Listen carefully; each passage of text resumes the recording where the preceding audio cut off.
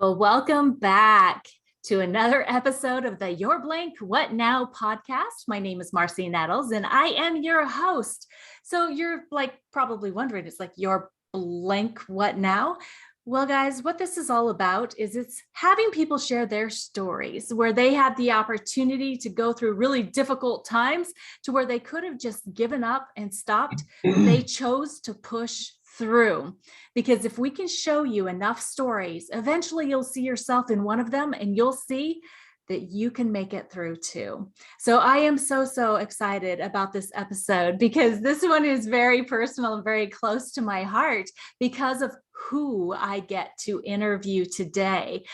This person actually came into my life when I was just a young girl. I was not even 10 years old, I don't think, when I first met JT. And then we got really close because our mothers became very close and they both went through separations in their families and they decided to rely on each other and move in together because my mother had a daycare and his mother was working with my mom. And so to support each other and to support their children the very best way that they could, they combined their mothering and their abilities to just make people feel well accepted and help to thrive together in the same home. And so JT Hawker was actually like my younger brother I never had, because I have 4 older brothers, but I never had a younger brother because he's just barely younger than I am.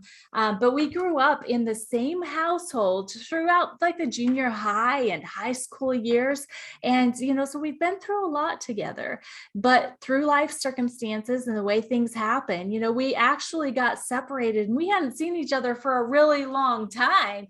As a matter of fact, oh my gosh, it was 30 years before social media, and we believe God, brought us back together just recently. So JT, oh my gosh, welcome back. Welcome back into my life. Welcome back to making me, smile. But I know that there has been a lot that's happened in the past 30 years in your life.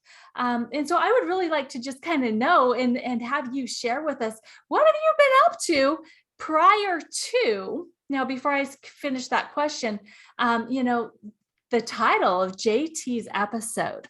This is a really big one, guys. And I think that it's going to resonate with many people on one level or another. But his title of his episode is Your Pain Meds Have Taken Over Your Life. What now? So JT, what were you up to before the pain meds came into the situation, came into your life? What had you been doing? I was up to living large, and thank you for having me, first of all. And I love how you talk about us as in our childhood, Yeah, I do. Yeah, absolutely. But I'm happy to be here. So prior to my addiction to pain pills, I was living a pretty good life. I had gotten married to the love of my life. We had 3 children we were raising. I had an amazing job. I was working in the communications field. And just, I don't know, I was just being father. Like that was my role. That was what I felt like I was born to do. I took the kids, we took them to Disneyland and Mexico and, Oregon. We just did everything with our kids and camping. Like I was just really wrapped up in them, the football games, the soccer games, coaching t-ball, all that father stuff that, I kind of missed him being young, but, that's what I was doing, making pretty good money and living in a nice home, a pretty big home. And Marcy, I think it was just pretty normal life, as a family, raising a family. Right. The American dream, right? Being able to provide, being able to spend the time with your kids the way that you wanted to, doing all the things that you wanted to do, in a body that was providing you the ability to do it as well. Yeah. But then you got injured. How did you get injured? And then it kind of really shifted everything. Right. Well, it really wasn't so much an injury as it was like a slow progressing pain in my back. And around the age of 36, it just got to the point where I was really uncomfortable all the time. And I was at a desk job sitting 8 hours a day, and I couldn't lay down. Like I was just in a lot of pain. Um, so come to find out later on that it was degenerative disc disease, which slowly eats away your vertebrae. So, but it took 6 years to get that diagnosis. Wow. Wow. So in the time frame of when it first really started and it became kind of debilitating, but it took 6 years for a doctor to figure out what was going on, how were you coping with the pain? I mean, how did you deal with that? Because I've had back pain and I've had debilitating back pain for a very, a long time in my life as well. And so I understand what it feels like. How were you living with the back pain?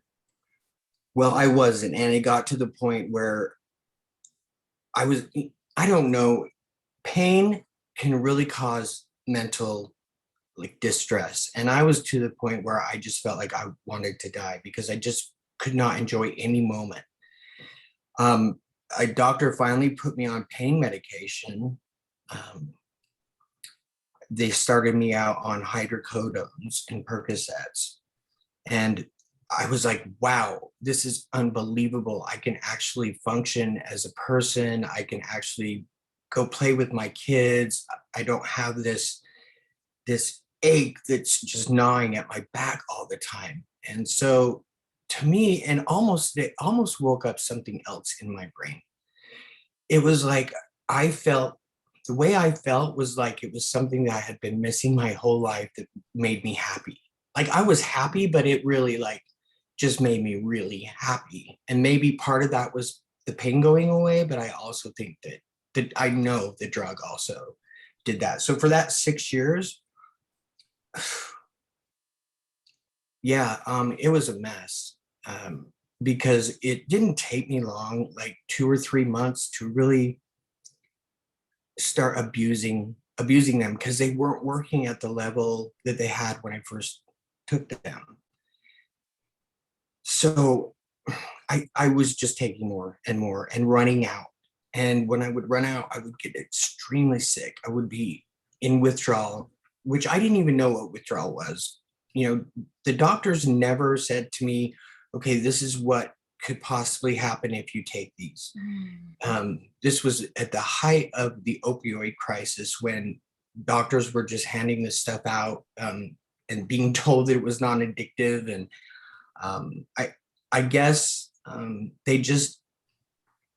my insurance wasn't that great. And so I felt like they were just shuffling me around from doctor to specialist. Every one of them would just hand a script and be like, well, we don't know what's wrong. They would do x-rays, but no MRIs. And, Because your insurance wouldn't cover it. So, yeah, I mean, yeah, they're not going to do exactly. something that they're not going to get paid for. Yeah, Right. Yeah. exactly. So, yeah, It's all it's about an money. unfortunate. Mm-hmm. But yeah, Marcy, it just got bad.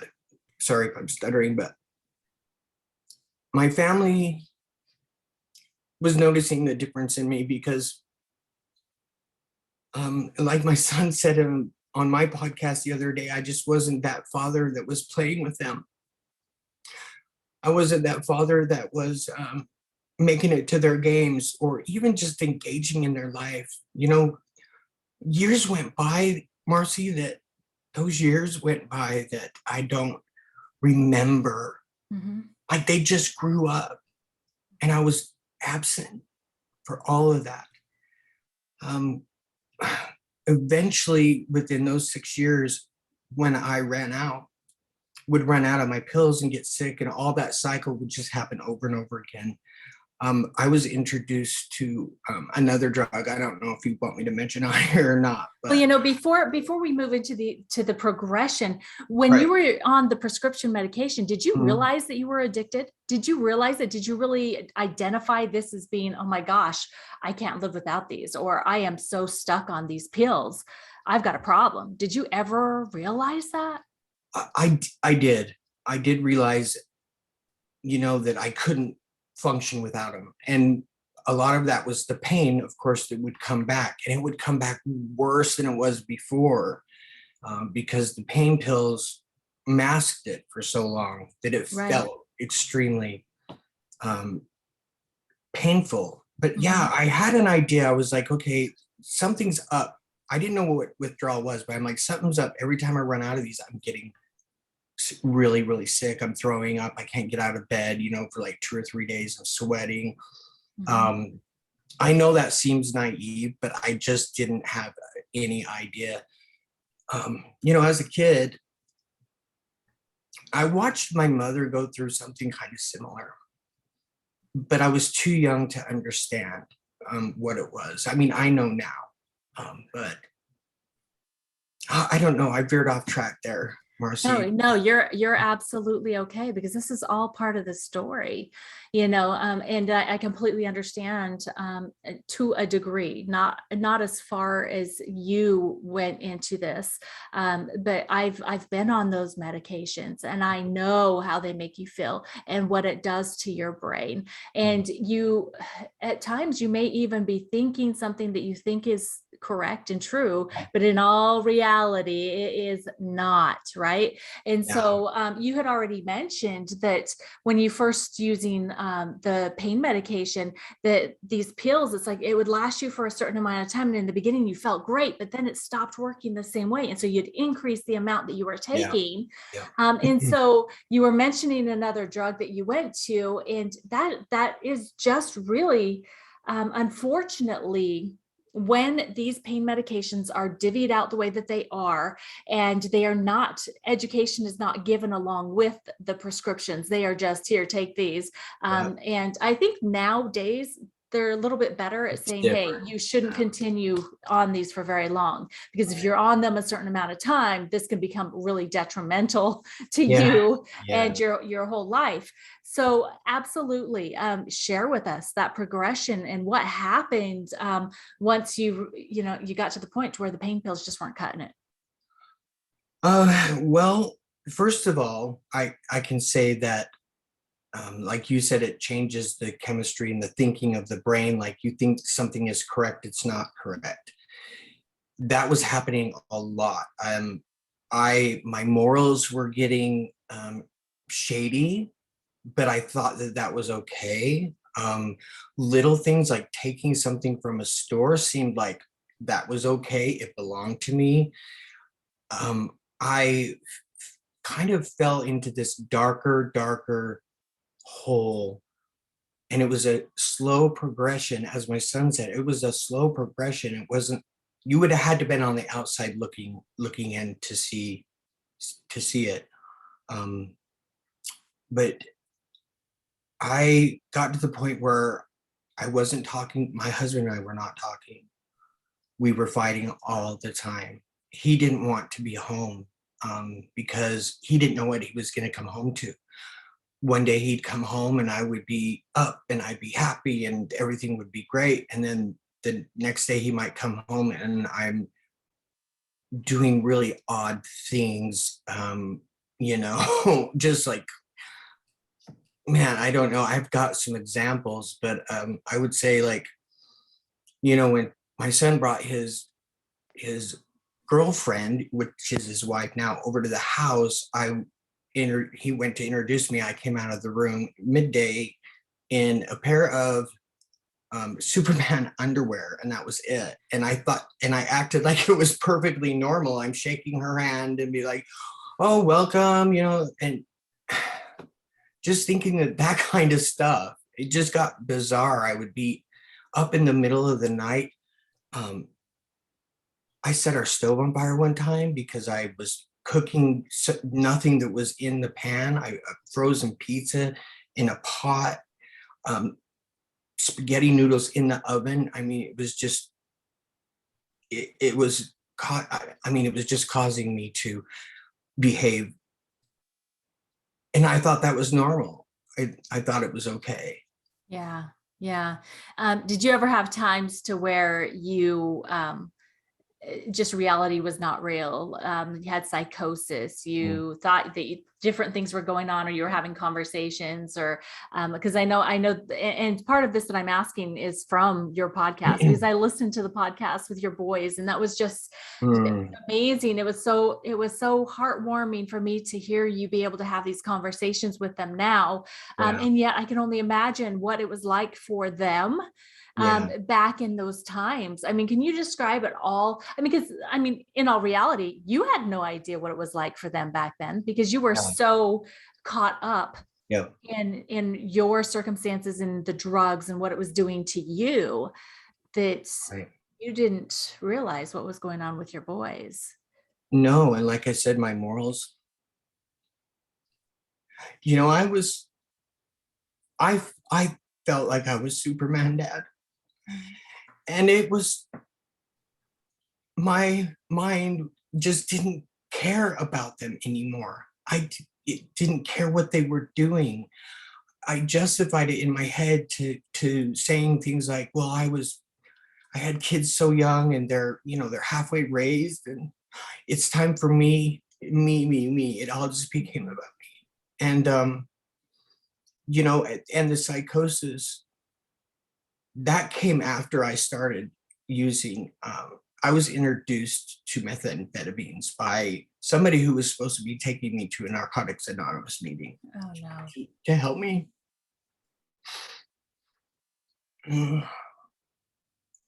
But I'm not blaming her, because I make my own choices. But that was it. Like I had a little bit of that, and that was, my pain was gone again. My energy was back. I started getting more involved with the kids. It was like I kind of came back a little bit. And what turned out to be just like doing it when I ran out of my pills, to like every weekend, to then like every single day. And I knew at that point I was an addict, because I knew what those drugs did to people. But Marcy, I just didn't care. Right. And I watched, my boys, and my youngest son is still in a lot of pain. He's 25 years old now, but I will make that amends when he's ready. He's not ready yet. But I missed out on, like, when he was, this is hard, Marcy. It's okay, buddy. When he was 10, and I was on opioids, it was when I was doing both. I couldn't handle him anymore. I didn't want to handle him. I didn't want him. And the thing about these pills and shifting your mind is, I called my ex-wife and I said, he's got to move in with you. He had known nothing but me and Travis his whole life since he was just a kid.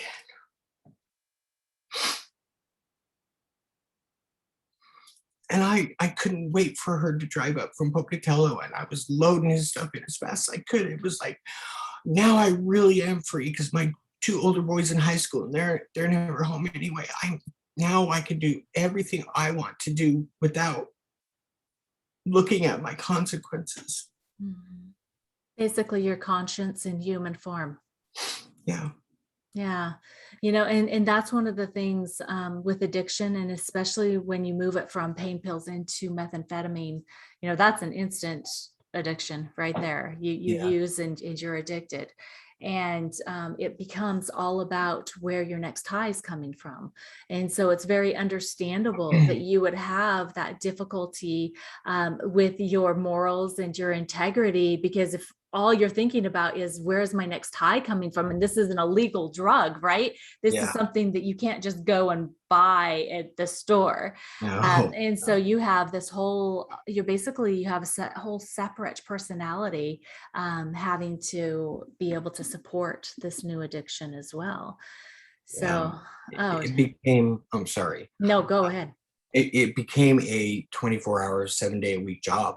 Like, the job was to get the next high. If I had to drive all the way across town, if I had to drive to another city, if I had to steal money, if I had to, I pawned off my kids' video games and their consoles. Anything that they had of any value, I took to the pawn shop because I wasn't working. I couldn't hold down a job, and I'd worked my whole life. And there was no way, like, I would start a job, I'd get up on those methamphetamines and I would start a job. It would last two or 3 days before, like, I just couldn't, it was taking up too much of my time where I needed to be hunting for the next high. Right. It was a living nightmare. It was, it's a trap. Drugs are a trap. And, even the prescription pills have that same kind of power, because there was a time when I was trying to buy those on the streets, before I was introduced to methamphetamines. They already had control of my life, unable to work. Like, they'd already done that job, but the methamphetamines just made it. And actually, those are easier to get. Methamphetamines are easier to get than prescription pills. Yeah. At the time, I would doctor shop, I would do all that stuff, but yeah, I mean, I can't quite remember your question. No, you're okay. Let's just go on to kind of a progressive question here then. With your progression now, I mean, you've gone from pain pills to methamphetamine, and you get to the point to where you are out of control in every aspect. And generally, when you combine being out of control and drugs like this, it leads to overdoses. And I know that you had some scares. Yeah. Would you share it all about the overdose scares that you had during this period? Yeah, absolutely. I think the first one was, I was probably about 3 or 4 years in deep, to just the pills alone. And I took a lot and I bought a lot. And Marcy, to be honest with you, I wanted it to end. I felt like I was never going to be able to get out of this. I didn't know how. I didn't have the tools. I didn't have the knowledge. I didn't have somebody saying, hey, this is what I did. Like, I just didn't have that. And I remember one night, I had done so much, and then I took a whole bunch of, I took a few Ambien, and I was just, because I was up and I was trying to sleep, and I went completely out of my mind. Scared Travis to death. I scared my husband to death because of the way I was acting. Come downstairs screaming and yelling at nobody that was there, having conversations on my phone where nobody was on the other line. He called my mother. My mother came over and scared her to death, and it takes a lot to scare my mom. Yes, it does. Yeah. And she called an ambulance. Well, she called the cops is what she did, but it ended up being a fire truck and an ambulance and cop cars, and the whole neighborhood is there watching. And I'm getting gurneyed out of the house. And, when I went to the hospital, I don't really remember much of it other than the next day, they said I was lucky to be alive with the amount of pills I had in my system. And not only that, but mixing with, I was shoving Tylenol, any pill I could find in the house, because I was out of my mind. Yeah. And yeah, they said I was very lucky to live. And that was just the first of many, many, many hospital visits. Wow. They sent me to, they did a 5150, which is code for, he needs to go into some sort of treatment, because he's a little out of his mind. They put me on a 72-hour hold and put me in, it's a rehab, but it's a state-run one. So it's like a psych evaluation. Yeah.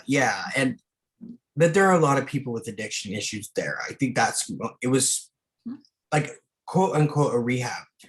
And that was my first experience with the rehab, and it was terrible. There was people there from off the streets, and nothing wrong with that. I mean, they're human beings as well, and they're trying the best they can. But at the time, that's not what my thinking was. So you'll have to understand when I say, this person or that person. Like, I was still very judgmental. I didn't feel like I belonged to, I was better than everybody else in there because I had a home and I had a car and I had, kids and I had things. So I was better than. And so, yeah, this guy in the middle of the night, this homeless guy, I woke up in the middle of the night and he was peeing on my bed.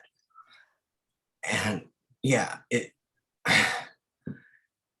it mortified me. And so I called Travis that next morning. My 72-hour hold was over, but he wanted me to stay the full 30-day program. And I was like, you need to come get me now. And I was yelling and screaming. And he did, he didn't know. He didn't know he was enabling me. He thought maybe that scare was going to be the scare that ended the cycle. And I did go, I was introduced to NA while I was in there, Narcotics Anonymous, which I had never had any sort of contact with. I didn't know what the program was about. I always looked down on people who were in AA and NA as, drunks and junkies. But I was only pills, so I'm better than. Right. Oh gosh. Because I didn't know there's no difference.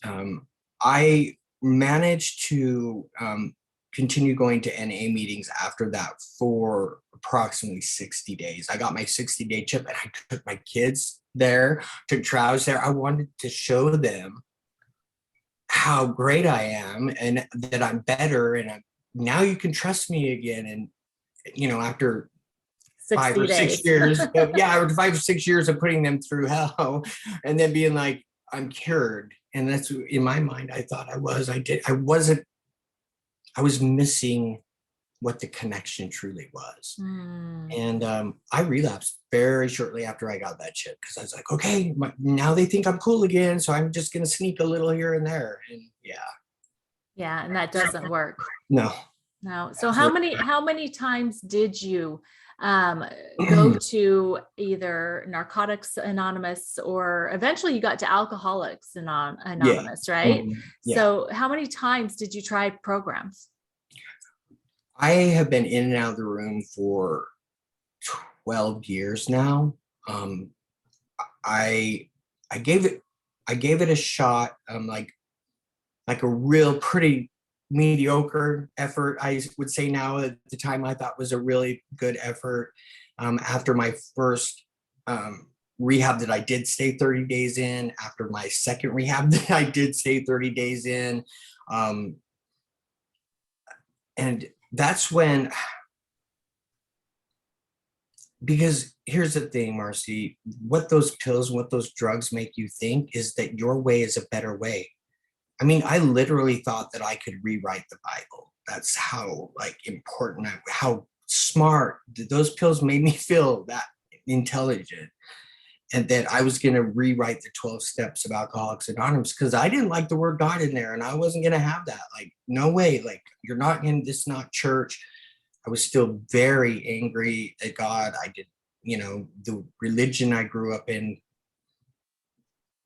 there was really no connection. And I'm not saying anything horrible happened to me. It just wasn't the connection to God that I needed. But that's okay because I have God now.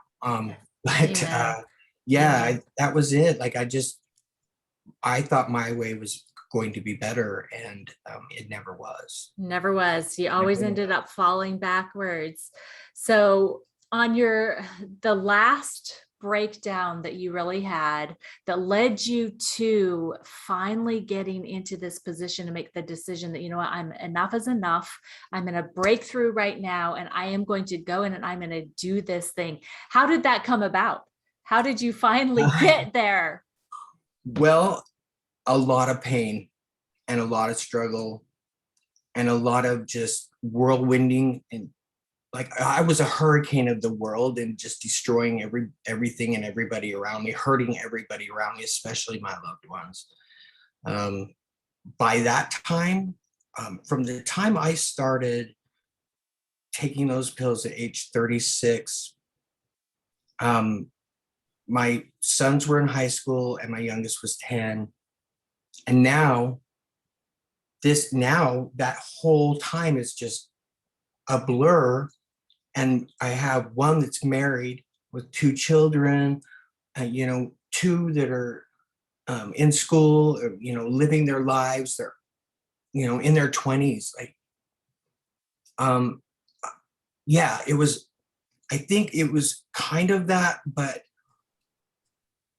it was a do or die situation for me. I'd been to the hospital way too many times. I had way too many close calls.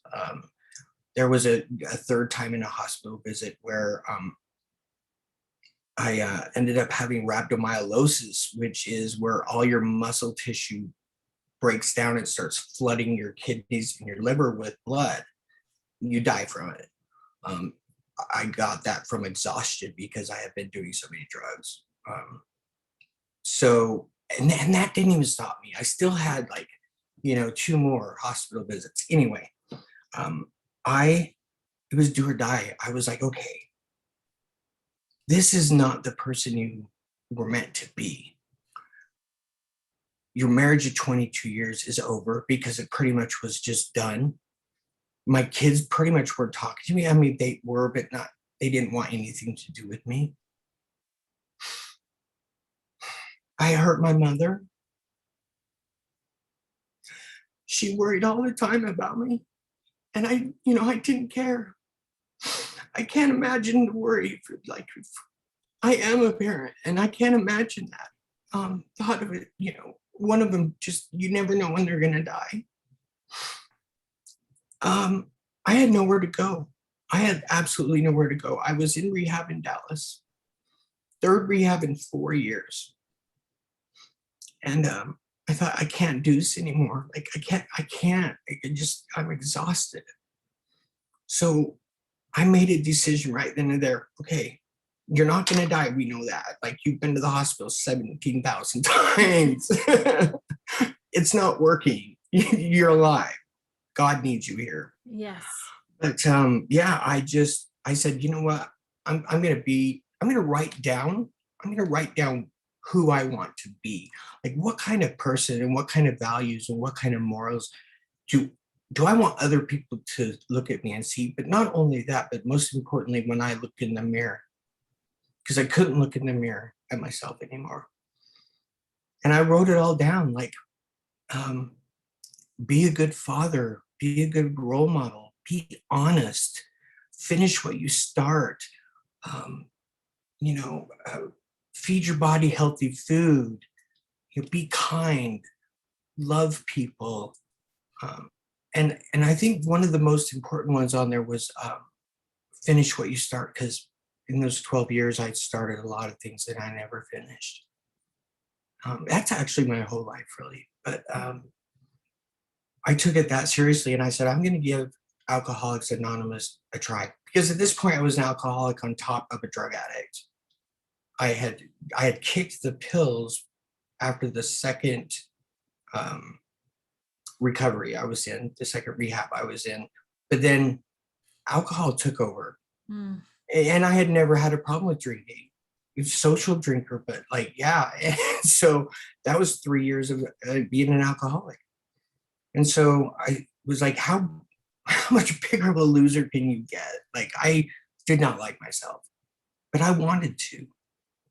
And I said, I'm going to give AA a chance. I said, it's probably not going to work, but I'm going to give it 1 year. And if it doesn't work, I'm just going to go back to what I was doing, because that's all I know. And I can tell you, like, putting down that I was going to finish what I start really put something in me, and I can't even explain it. And, my sponsor was telling me to start praying, and I was like, oh, brother, here we go, but I did little bits at a time.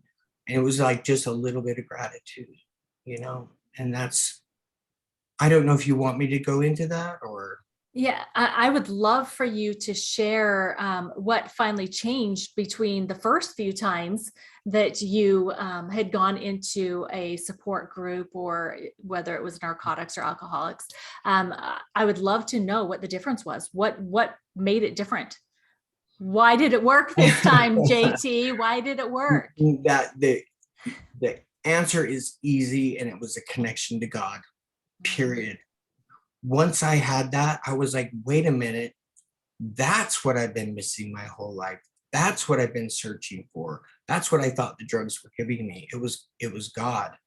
And I felt him working in my life, and I felt him putting people in my life that I needed, because they were like characters in a story coming in. They each had something to help me, to guide me. And I'm like, that's no coincidence. That's God. So yeah, I mean, without that connection, I don't know if I'd be alive today.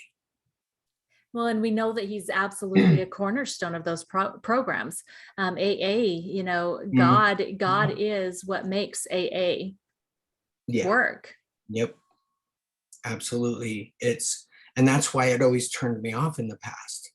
But they use the word higher power a lot. And that's what I had to start with, was I'm going to find a higher power.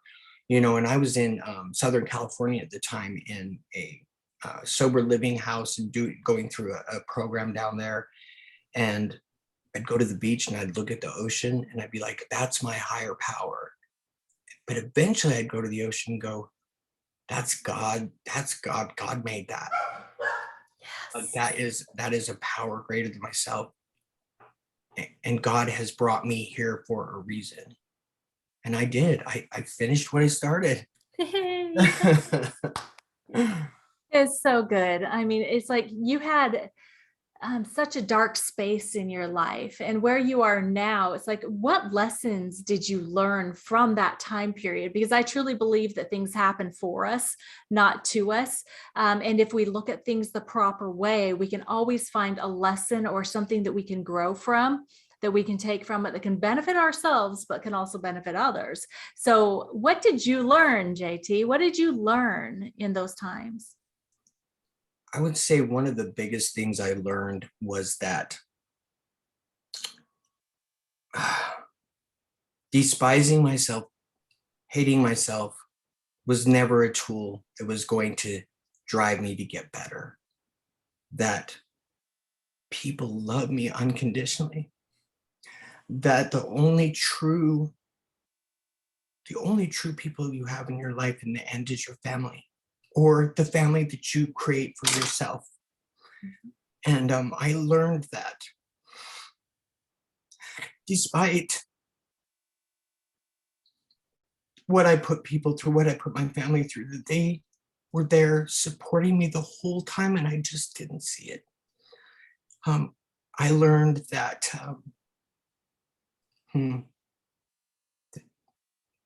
that loving yourself is very difficult, but it's very necessary. That you can't get better for other people. That was probably the biggest lesson. You can't get better for your son. You can't get better for your mom. You can't get better for your job. You have to love yourself enough to do it for you. And that's selfish, and that's okay. That's the kind of selfish you need to be. And that's what I learned. Like, I am selfish in my recovery, Marcy. It comes first. It comes before my husband. It comes second. God comes first. It Yes, comes there you go. second. It comes second, before anything, before my job. And they're very understanding of that. They know when I need to leave and go to a meeting. But yeah, I learned that you have to do it for you, Mhm. nobody else, or it's not going to work. You can try all you want, but trust me, I know a lot of people who did the same thing, doing it for other people and not succeeding. Okay, I love that. So, where are you at right now in your recovery? How far out are you? I am coming up on a year next Woohoo! week. Yes, I can't believe it. And Yeah. you're doing so great. And I mean, you've already got a sponsee. You already have someone Yeah. that you are mentoring and helping through this. Yeah. So I would love to know, what is one thing that, if you could go back and tell yourself, just one thing, what nugget would you share with yourself, or what would you share with someone that is in that place now, like the place where you used to be? Mm, What would you tell them? What would you tell yourself? that's a tough one, because there's a lot of things I would. And I have to remember the person I was. Is he going to believe me when I say this? But yeah, absolutely. I would say to somebody else, and I would say to myself, that God loves you. God loves you whether you're messing up or not, no matter what you're doing, no matter how bad your morals have got. You can't ever get to the point of no return with God. And if you just turn to him, everything will be okay. Mhm. I would love to share that with you. That is just absolutely beautiful. Absolutely beautiful. And I think that is absolutely a message that everybody needs to know, that every single one of us is the son or daughter of the Most High King, right? Yeah. And that Yeah. he loves us no matter what, that our crowns may tilt and sometimes they may slip, even fall off, but he will always be right there to pick it up and to place it back on your head, because he loves you so much and he doesn't see the things that we do wrong. Yeah. He sees your potential, he believes in you, and he will always be there for you. I love that so much. Yeah. So Jerry, tell me then, so what are you doing now to be able to spread joy, to spread hope, and to be able to just really kind of uplift the world, because you've got a great message. I mean, I love your podcast. I'd love for you to share more about your podcast Thank too. you. Yeah, I mean, just sharing at meetings, telling, giving inspiration and hope at meetings is key, because that is what I needed to hear when I was first in the rooms. Like, oh, look, he's been here a year, and maybe I want what he has, and I'm going to do what he's doing. So sharing at meetings.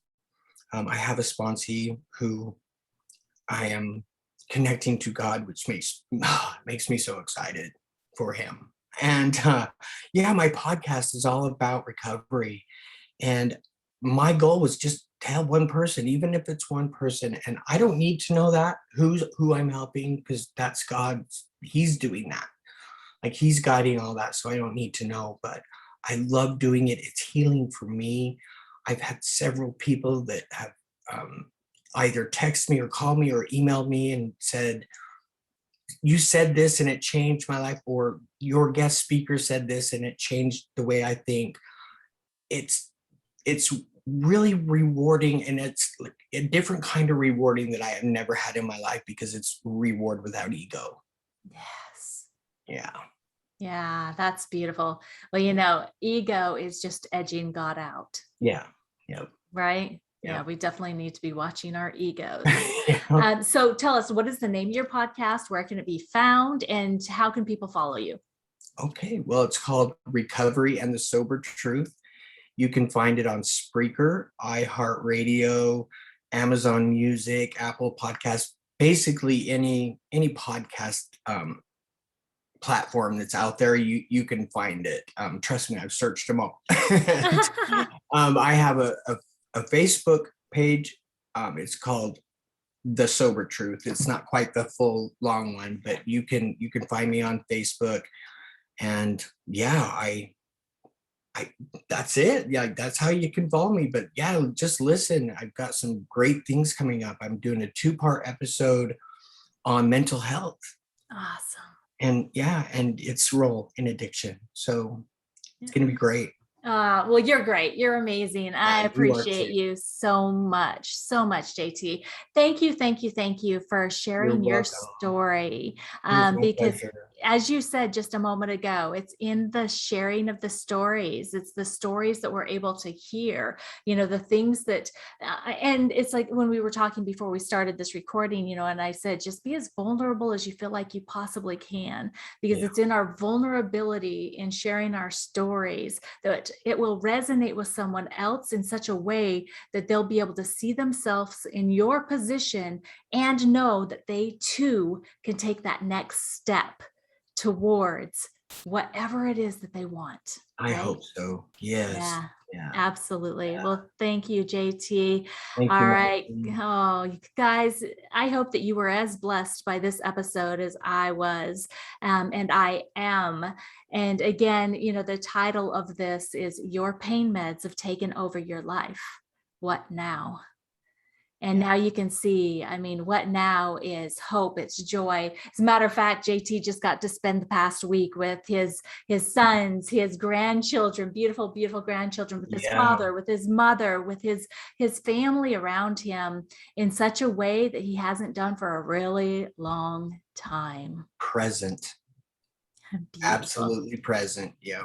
Absolutely beautiful. All right, guys. Well, thank you so much for joining us. Thank you for listening. And we cannot wait to see you again on the next episode of the Your Blank What Now podcast. Take care.